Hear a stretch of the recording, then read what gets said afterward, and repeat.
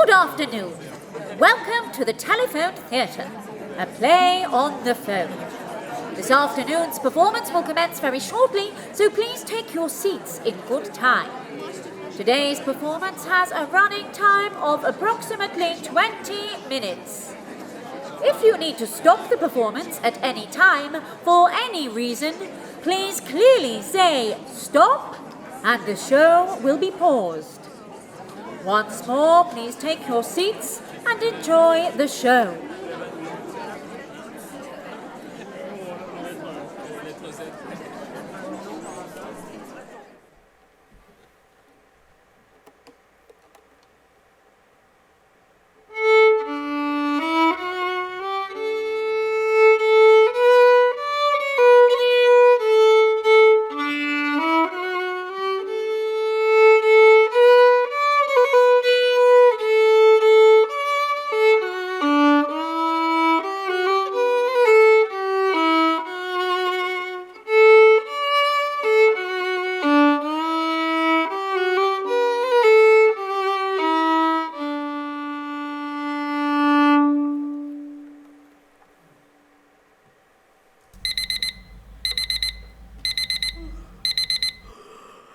You don't know me, Doc.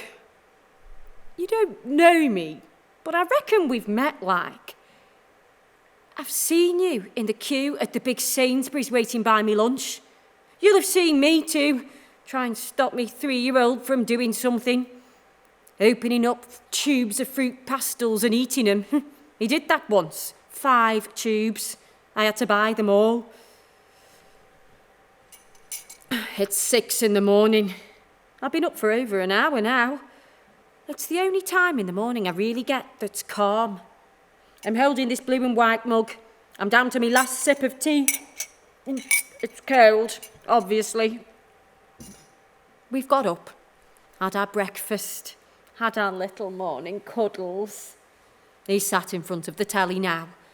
I try not to rely on technology, but sometimes it's just easier, isn't it? And I look down and there's crumbs everywhere, trodden into me carpet. Oh, I can see him. He's playing doctors and nurses.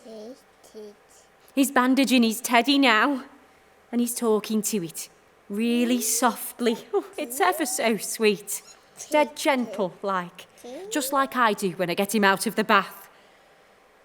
Oh, everyone else is furloughed, working from home, family time and meals together, painting rainbows, PE class with that Joe Wicks. He's gorgeous, he is, isn't he? We still can't even visit his nana. She doesn't always recognise us anymore anyway. Oh, me shoulders feel dead tight. And I'm looking and looking at this brown stuff. What is that? Marmite on me worktops. Who's had Marmite? There's a tea bag left out next to it, and it's seeping into the grain of the wood on me nice worktops. That'll be Pete. We've still not paid off this kitchen, and it's trashed already. And the MOT's due, and the washing machine's full, and we've run out of wipes, and we've still not sorted that blooming cot. Pete! It's still sat in the front garden. Can't you sort it? If me mum saw this, I'd dread to think. Oh, I wish I could stay and play, sweetheart. Right, what do I need? Bag, mask, gloves, hand gel. I'm off, Pete! I'll see you later!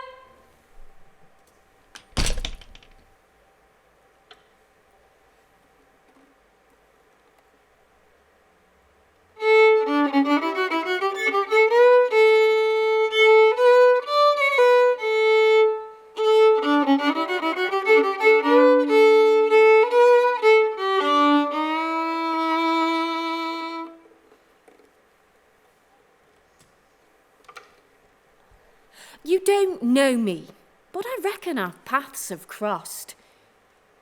I can guarantee I've been sat behind you in traffic on the D road. We've both been sat there beeping our horns just a few feet apart. Cheers, Derek! See you next week! 7:30, and I'm in the office, finally. I've been racing round. Someone says, "Oh, do you want a tea, Vic?" No, it'll only go cold. I hate delivery day. The kitchen team don't start till 7:45, so here I am lugging boxes down corridors, shifting trays of bacon and big tubs of salad cream. At least I'm getting me steps in this week. Now the shifts are changing, so I'm in the office listening, taking it all on board, like Elsie had a bad night last night. Charles tried to escape again. We had to call his daughter. He wanted to get down the bookies. I don't blame him. It's 8:30 now, and I'm working with this lady today. Ready? Really gently, carefully. Here we go. I'll lift her from the edge of the bed. I bend my knees, steady myself, keep it smooth for her, because I want her to feel safe. There we go. It's about 4 feet from the bed to her chair, which doesn't sound like a lot, but if you're scared of falling, that feels like miles. The dark blue carpet looks like deep blue water. She's got bare feet. Aren't your feet cold? She's settling in a chair and I'm looking, trying to find her some socks or slippers or something, and she's telling me she can't bend that way today, so that's why she's not put them on. Well, that's all right. She's wearing well for 83. We like to talk, this lady and me. I like to know what she's thinking because she's really clever. It keeps her mind going, you see. But she's quite particular. Bit fussy, like. She doesn't like to see things out of place. Now, I found her some socks and some slippers. Which does she want? I clear a breakfast tray and she's telling me about this gentleman she's seen on the news. Dead scruffy. He was going into number 10 and I don't know about politics and all that, but she's telling me about this letter she's writing to a local MP. Well, she's dead cheerful still. She always is. She enjoys life, she says. She enjoys every single day. Anyway, I'm clearing the plate next to her bed. She's got this lace cloth on her bedside table. There's crumbs on it. I can't stop looking at him. I can hear this rushing sound in my ears, and I look up. Is that Nan? Is that me? Nan's sitting in this chair, this patterned chair. It's brown and cream, it's horrible. I can see this huge cake. No candles, I'm afraid, Duck, but we'll have to make do, won't we? Me mum's clattering in the sink behind us. Nan leans forward. She wants the milk jug, but she can't reach it, so I get it. There's crumbs on the cloth. Are you taking me through to the TV lounge? Oh, sorry. I was miles away. I'll bring you your paper in a bit, I say. I take her arm.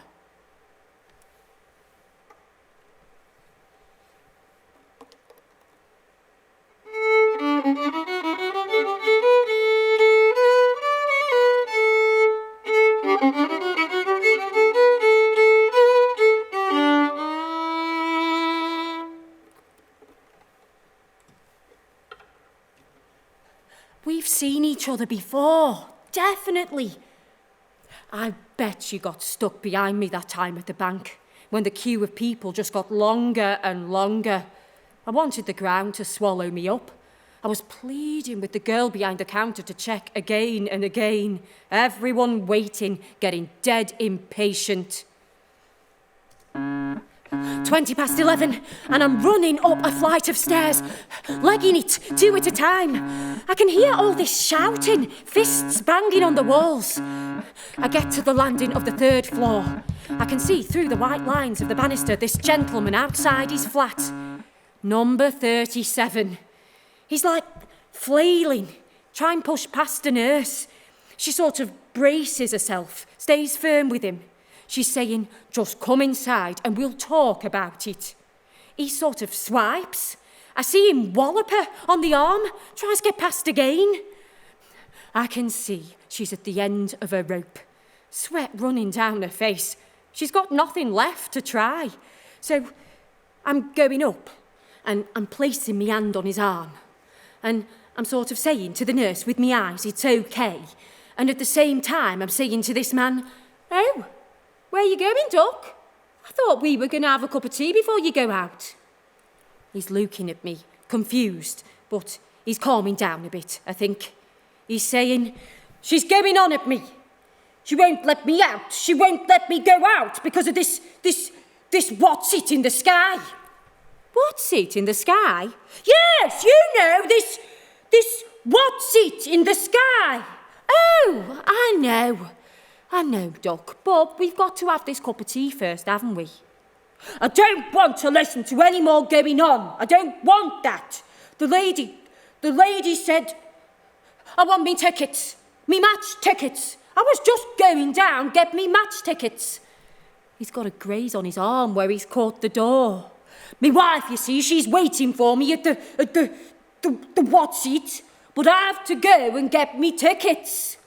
Oh, you can't get your match tickets today, Duck, I'm saying. The buses have all stopped. There's no buses. You'll have to go get them tomorrow. Better to play along. Pretend he's right. His wife's really waiting for him. I really hope he forgets.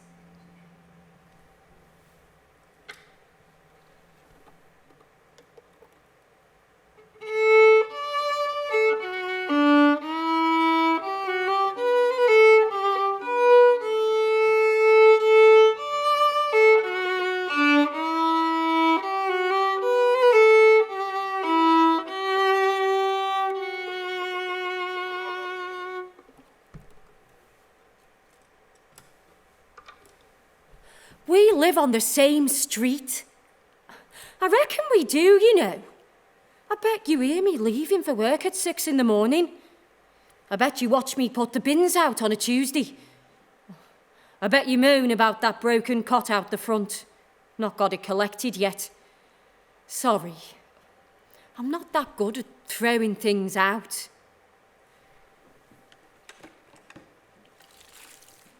I'm stood at the sink in number 14. Don't worry, you sit down, I'll sort these. I've got this master key, you see, in case I need to get in an emergency. And the lady at number 14's not been answering her phone. So I'm stood chatting, talking to this lady. I'm telling her about the cot, the broken cot out the front. We've been meaning to get rid of it for weeks. One of the neighbours had complained about it to the council, but then the tips were closed. We've got to pay someone to come collect it now, because it won't even fit in me car. I'm telling her this and she starts crying, proper sobbing. She's telling me this story. I've never heard her talk like this before. She's telling me all about the thing that happened. It's really sad. She's telling me all about losing her baby, her little girl, when she was 3 months old, and it's like she can't say her baby's name. I ask her, but she won't say it. Now she's telling me all about her husband. Her voice is shaking. I can hear it. She's saying they never got it back. Never got past it. But she couldn't lose this cot, she's saying. She couldn't let go of this baby's cot. She's talking, and the tears are streaming down her face. She's saying she's come home and her husband's burnt it, chopped it up in the backyard and burnt it. I'm listening. hearing her talk, saying how she's picking up the pieces of this broken cot with this dustpan. Just this ordinary metal dustpan and this wooden brush.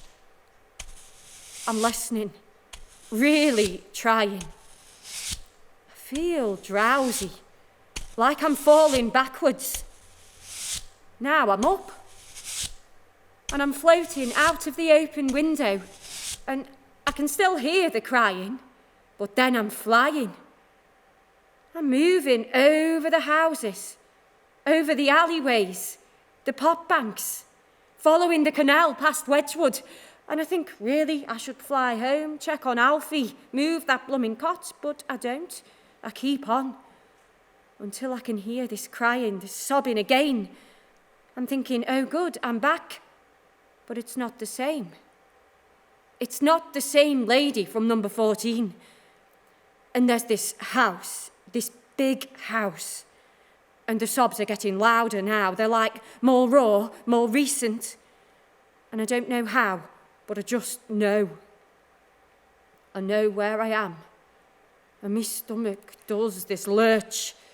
And I'm small now. And I'm climbing through the window, over the sink, past all these plates. I see a smear of something on the worktops. Marmite and bits of breakfast half eaten.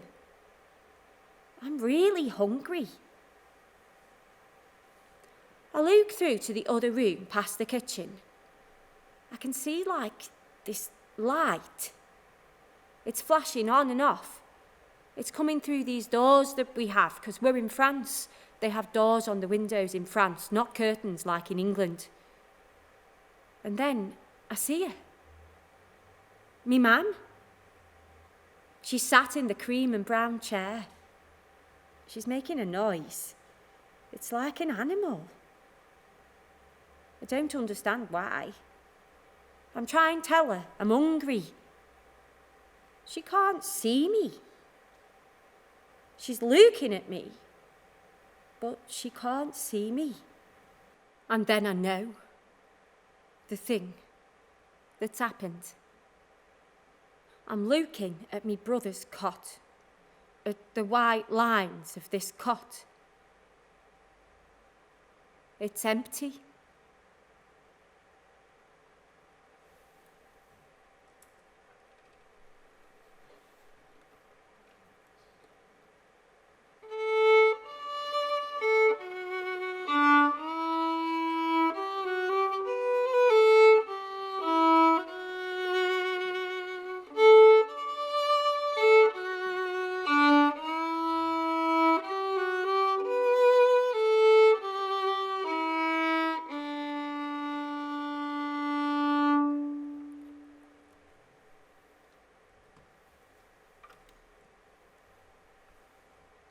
You don't know me, but I know you.